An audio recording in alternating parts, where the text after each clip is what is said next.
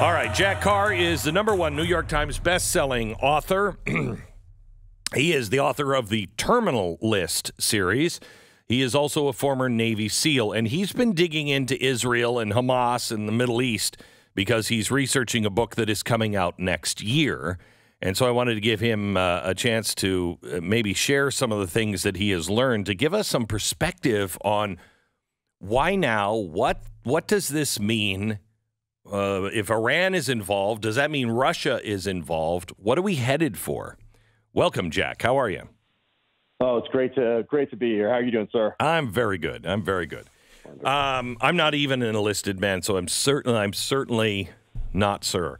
So, Jack, the Israel thought they were duped. They thought that Hamas had been tamed some. They cared about, making money and taking care of their people. And Hamas did a really good job in reading some of the articles that are out now, did a really good job of duping them into this. But Iran seems to be involved, even though our president says there's no evidence of that. Is there any evidence? That makes total sense. And what does that mean? Oh, yes, there's a lot to unpack here. But really, the Israel that Hamas, Hezbollah, Iran was dealing with last week, that's a different Israel than they're dealing with today, most certainly. And we talked about being duped into something. It was really a form of quasi-tolerance, meaning that Israel has tolerated a certain level of violence from Hamas. And they thought that they could contain Hamas. They could live with that certain level of violence. They thought Hamas was tolerable, containable in Gaza. Not today. That has all changed over the weekend. The levels of violence perpetrated on Israel is something that they have never seen before at these numbers: grandmothers, children, women killed, raped, tortured. And a friend in Israel who's with the Special Operations Forces over there has been texting me throughout the weekend and over the last couple of days here, and has said that what we're seeing in these videos that are coming out are not even the half of it. It is so much worse than what we're seeing, and they're in the thick of it right now. So, you look at some of these things and you see that 900 Israelis died. Some of them were Americans. They died in horrific ways. It was an execution squad, really, and a kidnapping squad. As we watch these things, we have to understand the population is only 9 million people over in Israel. Mm-hmm. So that's like casualties of 30,000 people being tortured and raped and killed here in America. This is a huge impact. However, the way Israel usually deals with it, I think what people don't understand is that it has changed. Normally, they will go, and then as soon as they respond, then the world starts to say, oh, you've got to stop the killing. This is horrible. I don't think Israel's going to stop this time. I don't think so either. And it's for the past decade, they've had the same sort of policies towards Gaza have remained in effect. It's been semi-working, but I think that they're going to look at those policies, realize those policies were a failure. All they did was set up Hamas to do what they did over the weekend. And, of course, there's a few wild cards in there as well. Hezbollah up in the north, there's something between 100,000 and 150,000 rockets pointed right at Israel. So if that was acceptable last week, I don't think that's going to be acceptable for much longer, because soon that becomes 200,000 rockets, 250,000 rockets, 300,000 rockets, eventually just buying time where there are enough forces to really do some damage in Israel. So I think things have shifted across the board, and Hamas will look at this as their most successful operation in history. And we think about Pyrrhic victories, what this has done, an opportunity is a horrible word to use here, but that's really what it is for Israel to hit Hamas so hard that it will take them decades to recover. Now, I don't think you can eliminate them totally, as we saw in Iraq and Afghanistan over 20 years of trying it with different factions there in those two areas, but they can certainly set them back decades. So this is really, I mean, if you look at some of the videos, they were beheading people, one with a garden hoe. This is the same kind of stuff that we had from ISIS. What is the difference between those two, if there is any, and where is the connection to Iran? Well, the difference is where they came from. When we talk about tactics and terrorist tactics, really what that means is focusing on those soft civilian targets, not focusing on military targets. That's really what differentiates us from our enemy and why it's so important to maintain that moral high ground. But the question is, why now? Hamas and really, by proxy, Iran and possibly Russia chose the time and the place of this engagement. So that's the question geopolitically. Why right now? And the question obviously is because Israel is so divided. They have some issues with their judicial and executive branch.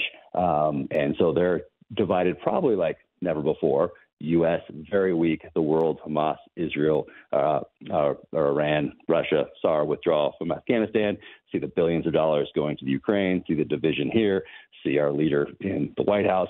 So there's a lot on the table just with those things. And then we have this U.S., Israel, Saudi Arabia, just on the brink of essentially it's like a trilateral type of agreement that deals with oil, increasing production, decreasing price, and a defense pact. And what I think it really is, I mean, that's what it is on the surface, but I think what it really is, and I have no insider information here, is that it includes defense by nuclear weapons. So it would make, and possibly making Saudi Arabia the first nuclear power in the Middle East, aside from Israel, who doesn't talk about that sort of thing.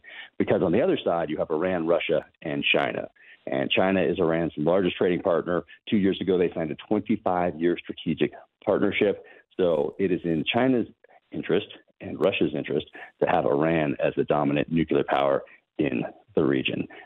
So those are the two sides right there, U.S., Israel, Saudi Arabia, Iran, Russia, China. But I think what this does, what this Hamas incursion does really is just delays possibly this agreement. I think it's going to happen.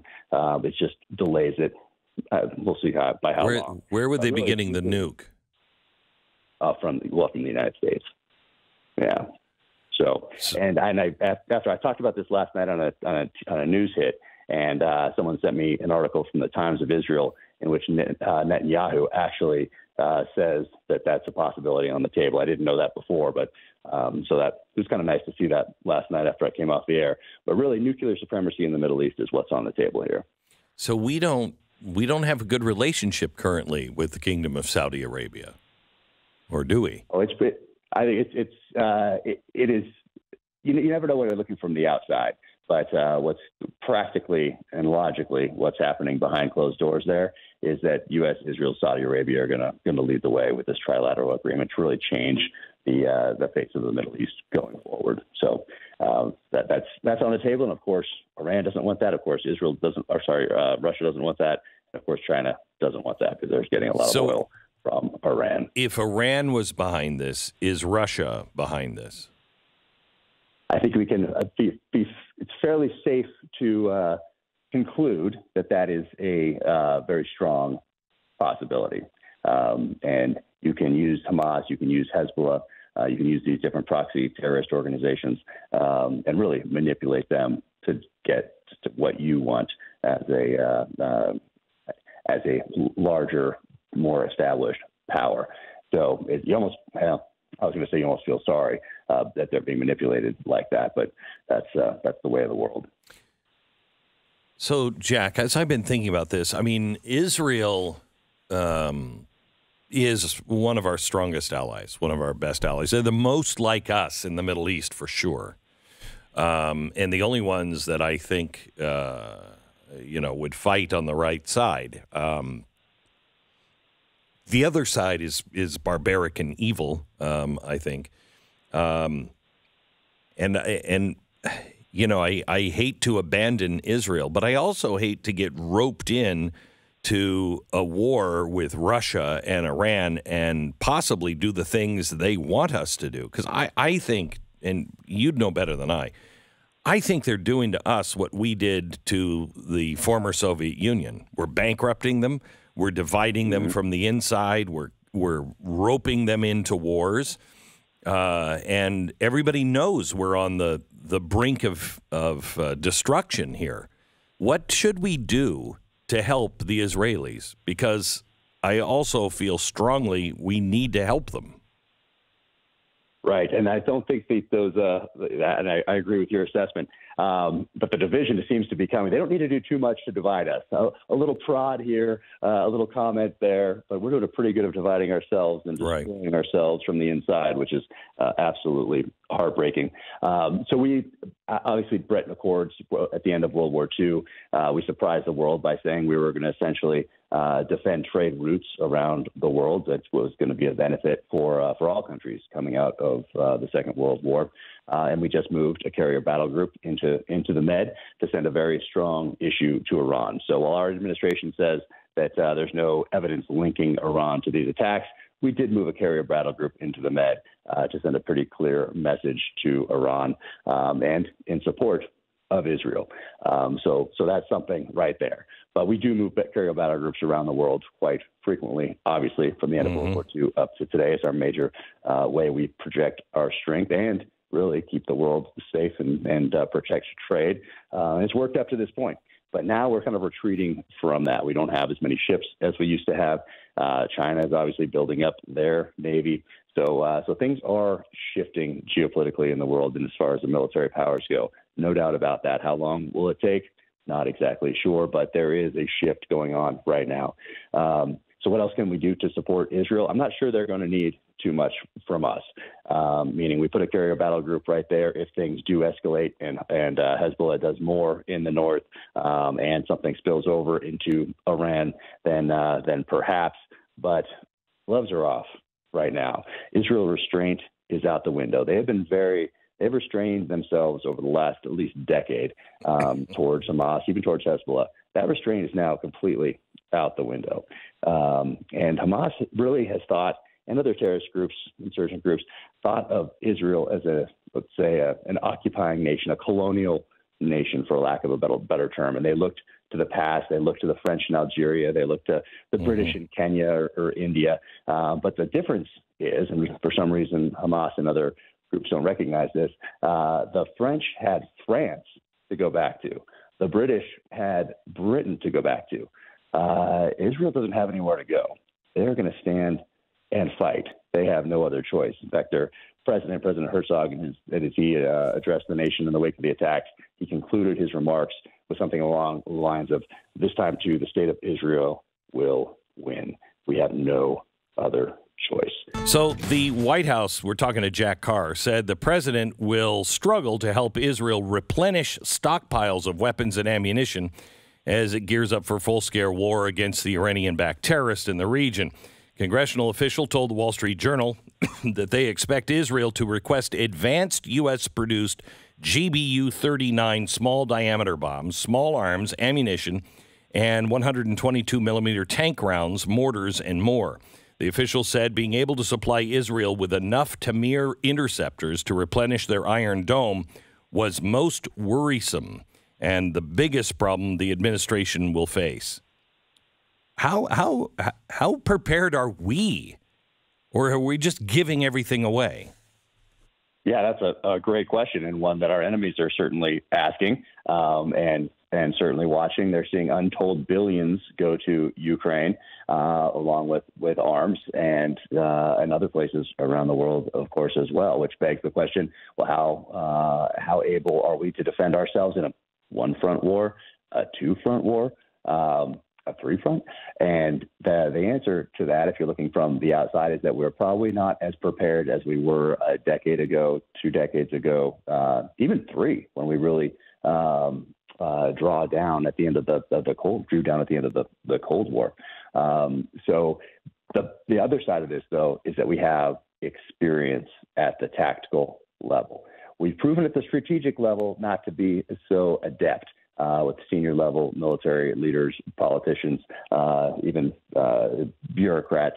But at the tactical level, we have the most experienced force that we've ever had, because that tactical level, those E2s, E3s, E4s, E5s, E6s, E7s, those officers that are now majors and lieutenant colonels, they were once brand new officers in 01, 02, 03, fighting in Iraq, fighting in Afghanistan, and they're coming up the ranks. They don't have as much to work with, but they have experience. So that's what we have, and that's something that we need to capitalize on. But experience without some of those tools it makes things a little more difficult. So it is certainly something that we need to be aware of, that the next administration needs to be aware of. And if you want to capitalize on this experience, not let it go to waste, if you want to turn those lessons that we learned over the last 20 years into wisdom going forward, well, now we need to equip those soldiers, sailors, airmen, and Marines that have that experience, that sacrifice so much, with the tools they need to defend the nation. Jack Carr, thank you so much. When's your new book come out? Well, next May is it's on the books right now, but my first nonfiction, which is actually has a Hezbollah connection, but it's called Targeted. It's my first nonfiction, 1983 Marine barracks bombing. Wow. Is coming out next fall. So 2 books in the works for 2024. Great. Thank you, Jack. I appreciate it. Thanks so much. Take care. You bet. Jack Carr.